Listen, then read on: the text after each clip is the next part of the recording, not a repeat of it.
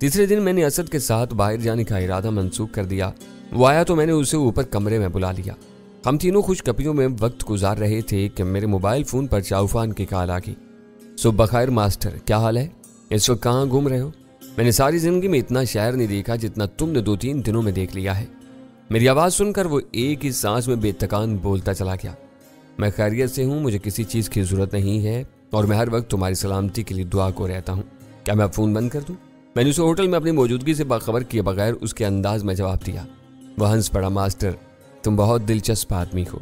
तुमसे बात करके मेरी तबीयत बेमज़ा नहीं होती। जली कटी बातें भी बहुत ढंग से करते हो।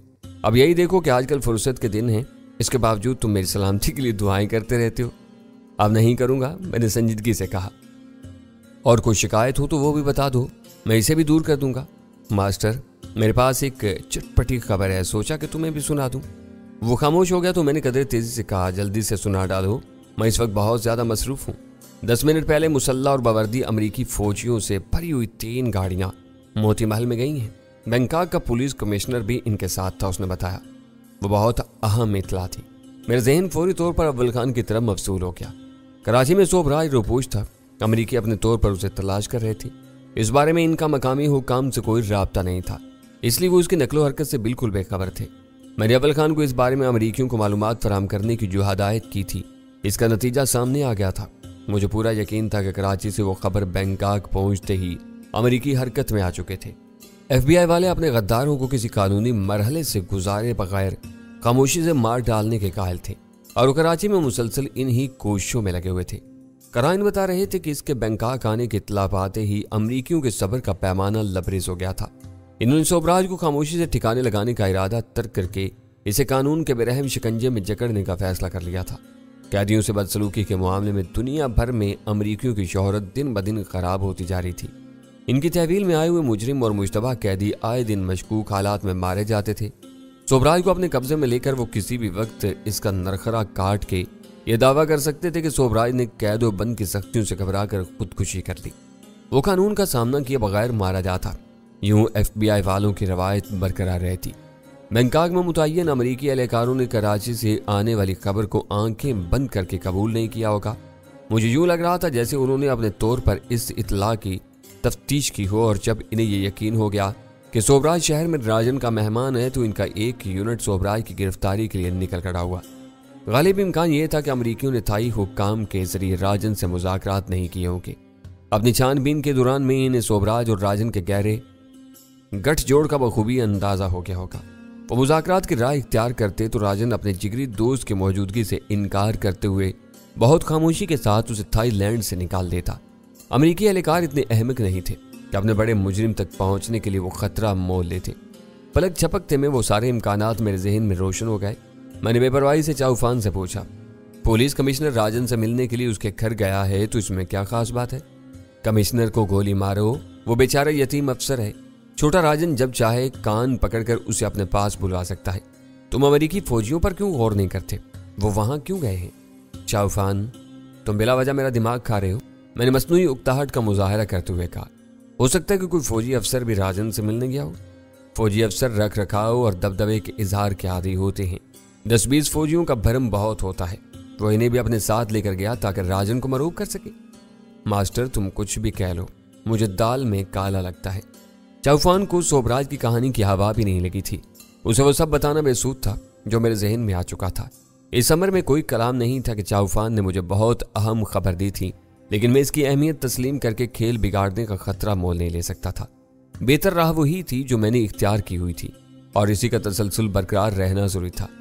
ताल में कुछ काला है तो उसे तलाश करो। इस वक्त तुम कहाँ हो? मैंने असल मामले का कोई लगाने की जिम्मेदारी उसी के सर डालते हुए सवाल किया। मास्टर, तुमने मेरा दिल तोड़ दिया। मेरा ख्याल था कि तुम ये खबर सुनते ही उछल पड़ोगे। मोती महल पर मैंने दिन रात 4 आदमी लगाए हुए हैं। इनकी तरफ से खबर मिलते ही मैं मोती महल की तरफ चल पड़ा था। पहचान से बचने के लिए मैंने एक पुरानी गाड़ी ली है। बस 5 मिनट में वहां पहुंच जाऊंगा। चाउफान, जरा अकल से काम दो। इस खबर पर मैं कैसे उछल सकता हूँ? वो लश्कर लेकर राजन को मारने के लिए नहीं गए होंगे। ये सिर्फ एक दोस्ताना मुलाकात हो सकती है। मुमकिन है कि अमरीकी अफसर राजन की अमलाक के नुकसान पर इज़हार अफसोस के लिए गया हो। यह बात तुम कह सकते हो, मैं नहीं मानता। उसका लहजा दो ठोक था। नई थाई नस्ल अमरीकियों और अमरीकी अड्डों के खिलाफ है। यूनिवर्सिटी और कॉलेजों के लड़के इस सवाल पर बहुत हंगामा आराई कर चुके हैं। अब अमरीकी सिपाही अपने अड्डों पर और बैरकों में रहते हैं, शहर में सादा कपड़े पहनकर आते हैं। मेरी गुनाहगार आंखें आज एक मुद्दत के बाद इतनी तादाद में बावर्दी अमरीकी फौजियों को शहर में देखेंगी। मान लो कि यह गैर मामूली वाकया है। देखो, और जब किसी नतीजे पर पहुंच जाओ तो मुझे आगाह करो कि असल वाकया क्या है। मैंने नरमी से कहा, मैं तुम्हारी मेहनत और फर्शनासी की कदर करता हूँ। मुझे तुम्हारे अंदाजों की तारीफ सुनकर दिली खुशी होगी। मास्टर, तुम अजीम आदमी हो। इस वक्त तुमने मेरा दिल रख लिया। उसका लहजा ममनूनियत से लबरेज था। मेरी छठी इस कह रही है कि आज मोती महल से कोई बड़ी कहानी बरामद होगी। अमरीकी बहुत मगरूर होते हैं। ये छोटा राजन के नुकसान पर कभी हमदर्दी के दो बोल नहीं कहेंगे। तुम्हारी तरफ से इजाजत हो तो यह अजीम आदमी अपना फोन बंद कर दे। चौफान खिलखिलाकर हंस पड़ा और मैंने फोन बंद कर दिया। तुम इस बेचारे को बहुत बेरहमी से रगड़ते हो, असद ने तहायुर ज़दा लहजे में कहा। यह भी यहाँ का नामी ग्रामी बदमाश है, कहीं ये तुमसे बिदक न जाए। फिक्र न करो, मैं जंगली घोड़ों पर सवारी करना जानता हूँ। वो बिदका तो मैं इसे संभाल लूंगा। असद ने पहली बार मेरी और चौफान की गुफ्तगू सुनी थी। इसकी हैरत अपनी जगह बजा थी। इसे यह इल्म नहीं था कि मैंने रोज़े अव्वल से चौफान के साथ वो रवैया नहीं अपनाया था। इसका मिजाज समझने के साथ बतदरीज में इस पर हावी होता चला गया था। असद के अंदेशे के बरक्स मुझे पूरा यकीन था कि मैं चौफान को गालियां भी दे बैठूं तो वह हंस कर टाल देगा। चौफान क्या कह रहा था? गजाला ने मुस्तरिबाना लहजे में सवाल किया। पुलिस कमिश्नर, अमरीकी अफसर और फौजियों का क्या चक्कर है? अगर मेरा अंदाजा गलत नहीं है तो आज सोबराज मेरे फैलाए हुए जाल में फंसने ही वाला है। मैंने अपनी खुशी पर काबू पाते हुए कहा। अमरीकी फौजियों से भरी हुई 3 गाड़ियां कुछ देर पहले राजन के महल में दाखिल हुई है। बैंकॉक का पुलिस कमिश्नर इनके साथ है। असद अपनी जगह पर उछल पड़ा। इतनी तादाद में बावर्दी अमरीकी फौजियों का शहर में आना बहुत गैर मामूली वाकया है। इतनी अहम खबर देने पर तुम इसको इस बुरी तरह रगेद रहे थे। इसे मसलहत कहते हैं। मैंने बाईं आंख दबाकर उसे जवाब दिया। चौफान राजन के पीछे लगा हुआ है। उसे सोबराज की कहानी का इल्म नहीं है। तुम्हारा जाल क्या था? अमरीकी फौजी वहां कैसे पहुंच गए? कुछ तफसील तो बताओ। असद ने बेचैन होकर तजस्सुस अमेज लहजे में कहा। मैंने इन दोनों को वो सब बताना शुरू कर दिया जो चौफान से गुफ्तगू के दौरान में मेरे जहन में आता रहा था। ये कहो कि बैंकॉक में बैठकर कराची में टोरियां हिला रहे हो। असद ने मेरी आंखों में झांकते हुए कहा, यह जबरदस्त चाल है। इस मर्तबा सोबराज नहीं बच सकेगा। तो मेरी आंखों में क्या देख रहे हो? मैंने पूछा। सच्चाई, उसने बरजस्ता कहा। तुमने सोबराज के खिलाफ जो चाल चली है और अमरीकियों की चढ़ाई का जो तज्जिया किया है वो किसी आम आदमी के बस का रोग नहीं है। मैंने इंटेलिजेंस ब्यूरो में अपनी सारी उम्र झूठ और सच को परखने में गुजारी है। झूठ जुबान पर आने से पहले आंखों में झलकने लगता है। मेरा तजर्बा बताता है कि तुम वो नहीं हो जो खुद को जाहिर करते हो। तुमने क्या पहलियां शुरू कर दी? गजाला ने मौजू की नज़ाकत को समझते हुए तुर्शी से असद को अपना निशाना बना लिया। बात सोबराज की हो रही थी, तुम कहीं और पहुंच गए। असद अपना सर हिलाकर तोफीमी अंदाज में मुस्कुरा दिया, जैसे मेरी और गजाला की मिली भगत को खूब समझ रहा हो। फिर वो गहरा सांस लेकर बोला, मैं कह रहा था कि पाकिस्तान में सोबराज को अमरीकियों ने पाल पोस कर एक ऊंचे सियासी मर्तबे तक पहुंचाया था। अच्छा, क्या वो इन्हीं के हाथों अपने कैफर किरदार को पहुंचे? पराई मिट्टी पर तुम्हारे हाथ खून से बचे रहेंगे। ये न कहो दोस्त, मैंने एहतजाज किया। मैं एक मुद्दत से इसे अपने हाथों से मारने की आरजू अपने दिल में लिए बैठा हूँ। हमारी आरजुएं और हमारी खुशियाँ कुछ भी नहीं है। असद संजीदगी से बोला, मुल्क की ज़रूरतें हमारी जानों से ज़्यादा अफजल हैं। इस वक्त हमारे मुल्क को सोबराज की ज़ात से छुटकारा हासिल करने की ज़रूरत है। ये काम जिस किसी के हाथों होता है होने दो। इसमें किसी की आना को रुकावट नहीं बनना चाहिए। मैंने उसकी बात का कोई जवाब नहीं दिया। मेरे जहन में एक नया ख्याल सर उभर रहा था। अमरीकी बहुत खुद गर्ज और सफाक थे। इनसे ये तवक्का नहीं की जा सकती थी कि वो सोबराज जैसे सरकश बागी को ज़रूरत से एक लम्हा भी ज़्यादा जीने देंगे। FBI के बड़े इसकी इबरतनाक मौत का फैसला सादिर कर चुके थे। वो इसे जिंदा हरगिज न पकड़ते। मोती महल में घेरते ही उसे गोलियों की बाढ़ पर रख लेते। मेरे लिए इस मौजी से खेलने का वक्त खत्म होता नजर आ रहा था। अली, असद की आवाज़ ने मुझे चौंका दिया। वो कह रहा था, तुम्हारी आंखों में उदासी उतर आई है। अपने और मुल्क के दुश्मन के इबरतनाक अंजाम पर तुम्हें खुश होना चाहिए। तुम दिल गिरफ्तार क्यों नजर आ रहे हो? ये जाल तुम्हारा फैलाया हुआ था। चाल भी तुम्हारी थी। तुम कामयाब और सुरखरू होने वाले हो। तुम्हारा तीर कमान से निकल चुका है और परवाज करता हुआ अपने निशाने की तरफ जा रहा है। अब तक अमरीकी फौजी मोती महल में फैल चुके होंगे। सोबराज किसी खौफजदा चूहे की तरह छुपता फिर रहा होगा, मगर कब तक?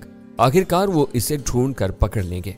इसे जिंदा अपने साथ ले जाना या वहीं गोलियों से छलनी कर देना इनके अफसर का स्वाबदीदी फैसला होगा, जिसके लिए कोई इससे जवाब तलब नहीं करेगा। मेरे जख्मों पर नमक पाशी कर रहे हो? मैंने मजरूह मुस्कुराहट के साथ कहा। जख्म कैसे? तुम्हें तो खुश होना चाहिए कि आज तुम्हारा एक बड़ा शिकार ज़ेर होने वाला है। इसकी मौत की खबर सुनकर मुझे बेअंदाज़ा खुशी होगी, मगर जिंदगी भर इस बात का कलक रहेगा कि इसकी जिंदगी में मैं इसे एक ठोकर भी न मार सका। ये सब चलता रहता है, जिंदगी का एक हिस्सा है। इसकी आवाज़ हर किस्म के जज्बात से आ रही थी। अचानक मेरे मकामी मोबाइल फ़ोन की घंटी बजने लगी। मैंने तेज़ी से कॉल वसूल कर ली। मास्टर, यहाँ गड़बड़ शुरू हो गई है। मेरी छठी सही बात बता रही थी। दूसरी तरफ से चाउफान की आजियानी आवाज़ वफूरत जोश से कपकपा रही थी। अंदर गाड़ियां रुकते ही अमरीकी फौजी अपने राइफलें तान कर हर तरफ फैल गए हैं। मोती महल का खुला रहने वाला फाटक बंद कर दिया गया है। वेरी गुड, वहीं रुके रहो और हालात पर निगाह रखो। फोन खुला रखो और इस पर मुझे खबर देते रहो। मैंने गंभीर लहजे में उसे हदायत दी। मास्टर, मेरे नथनों में अभी से इंसानी खून की बू आने लगी है। ये अमरीकी सिपाही दरिंदों की तरह लड़ते हैं, गुनाहगार को देखते हैं न बेगुनाह को। सामने आने वाले हर शख्स को भून डालते हैं। अब किसी भी लम्हे अंदर गोलियां चलने लगेंगी, लाशें गिरेंगी और छोटा राजन का नाम मिट्टी में मिल जाएगा। ऑपरेशन सोबराय के खिलाफ हो रहा था, वो राजन की तबाही का ख्वाब देख रहा था। मैंने जरा सख्ती से कहा, चाउफान होश में रहो, तुम इस टकराव में शामिल नहीं हो। एक तमाशाई हो, तमाशाई बने रहो। लफाजी की जरूरत नहीं, सिर्फ रिपोर्ट देते रहो। Okay master. उसकी आवाज़ पर यकायक मुर्तनी छा गई। कराची के राजमहल को आग लगाकर फरार होने वाला आखिरकार बैंकॉक के मोती महल की फसीलों के पीछे अपने बदतरीन दुश्मन के हिसार में आने वाला था। फैसला कुन लम्हों के इंतजार में मेरा दौरान खून तेज हो गया। किसी भी लम्हे मोती महल में पहली गोली चलने वाली थी। इसके बाद वहां एक कयामत बर्पा हो जाती। बैंकॉक से कराची तक बहुत से लोग सोबराय से नाबुर्द आजमा थे। इनमें से किसी से भी बात की जाती तो इस बारे में दो राय नहीं हो सकती थी कि इस गद्दार आजम की फौरी मौत पाकिस्तान के मफादात के तहफ़्फ़ुज़ के लिए ज़रूरी हो चुकी थी। पुरकशिश सियासी नारों से बार बार फ़रेब खाने वाले सातालू पाकिस्तानी अवाम ने मिलजुल कर इसे एक ऐसे मनसब पर पहुंचा दिया था जहां वो दूसरों की फलाह व बहबूद के लिए बहुत कुछ कर सकता था। वो नाली का कीड़ा था। इसे नाली से उठाकर मखमली मसनद पर पहुंचा दिया गया था। इसका माजी इसका पीछा छोड़ता था, न उसकी फितरत में तब्दीली आई थी। इसका ज़हन कभी भी तामीर की तरफ नहीं चल सका। इसकी बुनियाद तखरीब की खमीर से उठी थी। वो ऊपर पहुंचकर भी बिगाड़ के रास्तों पर चलता रहा। कौन सोच सकता था कि अवामी हमायत से अपने लोगों की नुमाइंदगी करने वाला वो खुद गर्ज शख्स अपने मनसब को भी ज़ाती मफाद के लिए इस्तेमाल कर रहा था। वो पाकिस्तान में रहकर पाकिस्तान से दुश्मनी कर रहा था। रा, FBI और CIA वालों का मुखबर और रहबर बना हुआ था। इसके लिए सिर्फ एक सज़ा तजवीज़ की जा सकती थी जो मौत से किसी तरह कम नहीं थी। इसके जराइम अपनी जगह पर थे। इनके साथ ये खराबी भी थी कि उसने मुझे अपने पीछे बहुत दौड़ लगवाई थी। मैं अपनी ख्वाहिश और भरपूर कोशिशों के बावजूद उसे कहीं ज़ेर नहीं कर सका। वह हर बार किसी चिकनी मछली की तरह मुझे चुल देकर साफ निकल गया। इस वक्त उसके मुकद्दर की खराबी ने मुसल्लह अमरीकी फौजियों को मोती महल में पहुंचा दिया था। तब भी वो मेरी दस्तरस से बहुत दूर था। असद की बात अपनी जगह दुरुस्त थी। वो मुल्क के मफाद की लड़ाई थी जिसमें किसी की आना को सदर राह नहीं बनना चाहिए था। इसे अमरीकी फौजी क्या, खूनखार कुत्ते और भेड़िए भी मारते तो उन्हें कामयाब होना चाहिए था। सोबराय ने सबको बहुत थका दिया था। उसे मर जाना चाहिए था। मैं तजस्सुस और हैजान के आलम में खामोश बैठा इंतजार करता रहा। मोबाइल फ़ोन मेरे कान से लगा हुआ था। दूसरी तरफ चाउफान भी खामोश था। उसे मोती महल में से चीख बनकर नमूदार होने वाली किसी खबर या पहली गोली का इंतजार था। गजाला और असद के चेहरे भी आसाब शिकन इंतजार की मुजस्सम तस्वीर बने हुए थे। सब अपनी अपनी जगह मुस्तरिब थे। आने वाले लम्हों का शिद्दत से इंतजार कर रहे थे। वक्त रींग रींग कर गुजरता जा रहा था। मुझे उम्मीद थी कि चाउफान किसी भी लम्हे चिल्लाकर मुझे फ़ोन पर कोई अच्छी खबर सुनाएगा। सानिये गुजर कर मिनटों में ढल गए। 2-4 मिनट के बाद मेरे आसाब चटकने लगे। मैंने फ़ोन पर कहा, चाउफान क्या तुम सो गए? मास्टर को समझ नहीं आ रहा कि अंदर क्या हो रहा है। हर तरफ गहरा सन्नाटा है। मैं तुम्हें क्या बताऊं, मेरी अकल खुद हैरान है। ज़्यादा हैरान होने की जरूरत नहीं। मैंने अपने हिजान पर काबू पाते उसे नरमी से मशवरा दिया। कान और आंखें खुली रखो। इन लोगों की आमद खाली अज इल्लत नहीं है। कुछ न कुछ होकर रहेगा। कोई खास बात हो तो फौरन मुझे बता। मास्टर, फ़ोन बंद कर दूं? इस बार चाउफान की आवाज़ मुझे कुछ सहमी हुई महसूस हुई। नहीं, मैंने सख्ती से कहा। हो सकता है कि ऐन वक्त पर तुम्हें दोबारा नंबर मिलाने का मौका न मिले। फ़ोन को ऑन रहने दो, ये किसी भी वक्त जवाब दे जाएगा। इस बार चाउफान की आवाज़ से वाज़ेह तौर पर बेबसी मुतरश्शिद थी। कुछ देर पहले कार्ड का बैलेंस बहुत कम रह गया था। चाउफान तुमसे खुदा समझे तुमने फ़ोन में नया कार्ड चार्ज क्यों नहीं किया? वही करने वाला था कि मेरे आदमी का फ़ोन आ गया। इसने खिखिया कर वजाहत की। मोती महल में अमेरिकी फौजियों के दाखिले की खबर सुनते ही मैं सब कुछ भूल भाल कर इस तरफ तोड़ पड़ा था। यहाँ से वापसी पर नया कार्ड खरीद कर चार्ज करूंगा। इसके जवाब पर मैंने बहुत मुश्किल से अपना गुस्सा जब्त किया और तेजी से कहा, अपना फ़ोन ऑन रहने दो। वो जवाब दे गया तो मैं तुम्हें फ़ोन कर लूंगा। इसकी बैटरी काम कर रही है या वो भी जवाब देने वाली है? मास्टर वो बिल्कुल ठीक है। मेरी जुबान से राब्ते की मुतबादल तजवीज़ सुनकर उसकी जान में जान आ गई। इंतजार की सूली पर आधा घंटा इसी तरह गुजर गया। चौफान का फ़ोन सिग्नल टून के बाद बंद हुआ तो मैंने उसे फ़ोन कर लिया। मोती महल में हालात जूं के तू थे। इस मुद्दत में वहां कोई तब्दीली नहीं हुई थी। कोई गोली चली, ना शोर शराबा हुआ। अमेरिकी फौजी बदस्तूर अंदर मौजूद थे। यूं मालूम हो रहा था जैसे वो राजन के मेहमान खाने में क़याम करने के इरादे से आए हों। चौफान ने बस एक अहम तब्दीली नोट की थी कि इस दौरान में अंदर से चिड़िया का बच्चा भी बाहर नहीं निकला था। बाहर से वहां आने वालों को फाटक या इसका जैली दरवाज़ा खोले बगैर वापस लौटा दिया गया था। फ़ोन पर मुसलसल रब्ता रखने में मेरे भात खर्च हो रहे थे। मैंने चौफान से कहा कि जैसे ही कोई ख़ास बात हो वो किसी भी तरह फ़ोन करके मुझे इत्तला दे। उसे आखिरी हदायत देकर मैंने फ़ोन बंद कर दिया। समझ में नहीं आ रहा कि वहाँ क्या हो रहा है, मैंने उलझन आमेज़ लहजा में कहा। दो बातें मुमकिन नजर आती हैं। राजन इनकी फौजी ताकत से मरऊब होकर सोबराज को खामोशी से इनके हवाले करने पर अपनी रजामंदी जाहिर करती है, या अमरीकियों के इस अहम तरीन मिशन को तुम्हारी बद्दुआ लग गई है। मेरी बद्दुआ क्यों लगेगी? मैंने बद्दुआ क्यों दूंगा? मैंने उसे घूरते हुए तनक कर कहा। हो सकता है कि सोबराज इन लोगों के बजाय तुम्हारे हाथों मरना चाहता हो। मेरे तेवर देखकर उसने धीरे से कहा। उसके होंठों पर खफीफ सी जुमानी मुस्कुराहट तैर गई थी। इंतजार की अज़ियत से गुजरने से बेहतर है कि आप इसी वक्त सोबराज को फ़ोन कर लें। गजाला ने तजवीज़ पेश की। वो मुसीबत में घिर गया है तो आपकी काल कोई वसूल नहीं करेगा। दूसरी सूरत में इससे आपकी बात हो जाएगी। मैंने लम्हा भर के लिए गौर किया। गजाला की तजवीज़ बहुत महफूज और माकूल थी। मैंने कराची वाले मोबाइल फ़ोन पर सोबराज का नंबर मिलाना शुरू कर दिया। असद की मुस्कुराहट और बातों को मैंने नज़रअंदाज करना मुनासिब समझा था। उसकी जगह मैं खुद होता तो शायद मेरा रवैया ज़्यादा जारहाना होता। असद ने मेरे साथ बेतकल्लुफ़ होने के बावजूद अपने शकूक व शुबहात के इजहार में अदब व लिहाज का पहलू बहरहाल बरकरार रखा था। गजाला की आखिरी तजवीज़ मेरे ज़हन में बैठ गई थी। मुझे तवक्का नहीं थी कि मुसीबत के इन लम्हात में सोबराज मेरी फ़ोन कॉल का कोई जवाब दे सकेगा। मेरी हैरत और बेयकीनी की इंतहा न रही जब पहली घंटी बजते ही मुझे अपने फ़ोन पर सोबराज की हेलो की आवाज़ सुनाई थी। इसकी आवाज़ से किसी तशवीश और परेशानी का इजहार नहीं हो रहा था। गजाला के मशवरे पर मैंने झोंक में आकर उसे फ़ोन तो कर लिया था, लेकिन पहले से ये नहीं सोच सका कि उससे राब्ता हो जाने की सूरत में क्या बात करूँगा। फ़ोन पर उसकी आवाज़ सुनते ही लम्हा भर के लिए मेरा ज़हन सुन्न होकर रह गया। मेरी समझ में नहीं आ सका कि मैं इससे बात किस अंदाज में आगे बढ़ाऊँ। मेरी कॉल वसूल करके उसने साबित कर दिया था कि वो इस वक्त तक आज़ाद था। मैंने अपने बारे में उसे ये बावर कराने की कोशिश की थी कि मैं बैंकॉक में नहीं था, बल्कि अपने शहर कराची ही में बैठा हुआ था।